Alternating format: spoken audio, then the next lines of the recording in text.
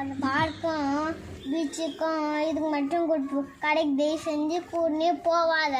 போனாலே என்னாச்சும் கண்ண முடியாது சாப்பிட்டாலே எனக்கு வழியே வலிக்குது டெய்லியுமே.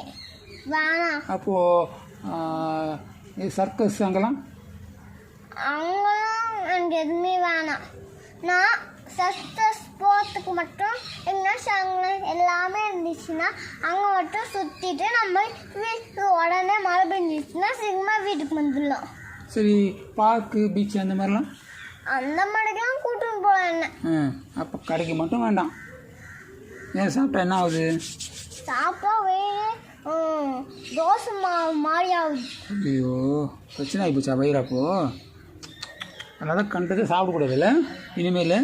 அது பபிள் காம் ஒரு நாள் ஒரு பபிள் காம் முழுங்கிட்டு அதனால தான் வழியே வலிக்குது. அப்படியா?